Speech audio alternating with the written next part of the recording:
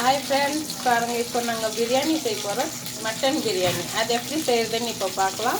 அடுப்பு பற்றி வச்சாச்சு, பாத்திரம் வச்சாச்சு, எண்ணெய் ஊற்றியாச்சு. இப்போ கொஞ்சம் சோம்பு போட்டுக்கிறாங்க.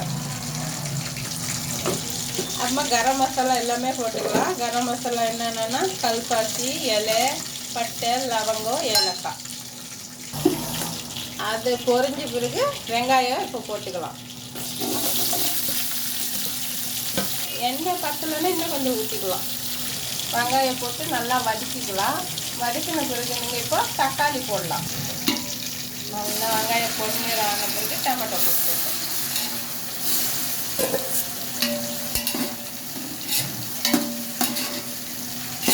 கொஞ்சமாக உப்பு போட்டுக்கோங்க, அப்போ தான் டொமேட்டோ சீக்கிரம் வெந்துடும்.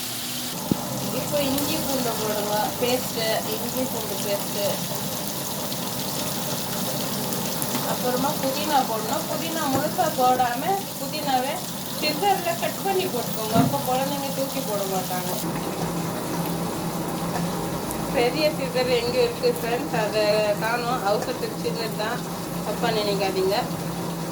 புதினா கொத்தமல்லி போட்டுக்கோங்க. நெக்ஸ்ட்டு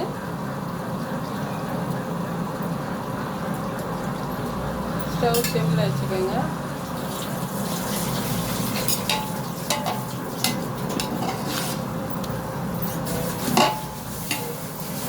இப்போ மஞ்சள் தூள் கொஞ்சம் போட்டுக்கோங்க, மிளகாத்தூள் போட்டுக்கோங்க, கரம் மசாலா கொஞ்சம் போட்டுக்கோங்க.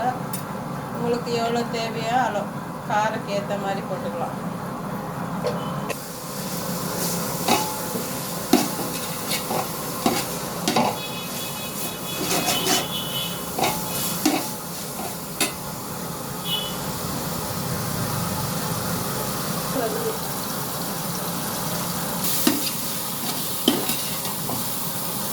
இப்போ கொஞ்சம் தயிரும் அப்புறமா பால். நம்ம வீட்டில் ஸ்பெஷல்னால் பால் கொஞ்சம் ஊற்றுவோம்.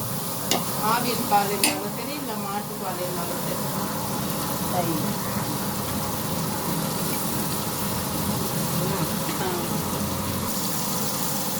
பால் இதுதான் ஸ்பெஷல் ஃப்ரெண்ட்ஸ். இப்போ மட்டன் போட்டுக்கணும். மட்டன் குக்கரில் தனியாக போட்டு வேக வச்சுட்டு இப்போ மட்டன் மட்டும் எடுத்து போட்டுக்கோங்க. ஒரு 1/2 கிலோ மட்டனை உங்களுக்கு தேவையான அளவு நீங்கள் வாங்கிக்கோங்க. நாங்கள் வந்து 2 பேருக்கு மட்டும் தான் செய்வோம், அதனால் 1/2 கிலோ மட்டன். இப்போ தண்ணி ஊற்றலாம். 1க்கு 1.5. பாஸ்மதி ரைஸ்னால் 1க்கு 1.5.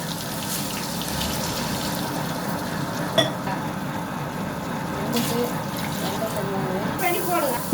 இப்போ எல்லாம் போட்டாச்சு, தண்ணி அளவு ஊற்றியாச்சு. இப்போ நம்ம மூடி போட்டுடலாம். கொதிக்கிற வரைக்கும் கொஞ்சம் மூடி.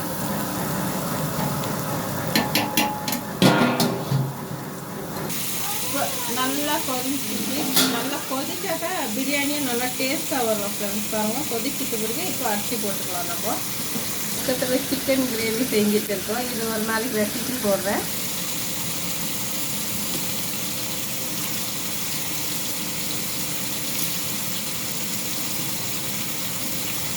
இப்போ லெமன் போட்டுக்கலாம். ஒரு லெமன் போதும். நல்லா கொட்டை எல்லாம் எடுத்துட்டு புழிஞ்சிக்கலாம். கொஞ்சம் கலக்கி விட்டுட்டு ஒரு 15 மினிட்ஸ் தம்மில் விட்டுடலாம். பாருங்கள், பிரியாணி ஆயிடுச்சான்னு பார்க்கலாம். இப்போ 15 மினிட்ஸ் ஆயிடுச்சு. 15 நிமிஷம் இது மாதிரி குச்சி குச்சியாக நீட்டாக நின்றுட்டு இருந்தால் பிரியாணி முடிஞ்சதுன்னு அர்த்தம்.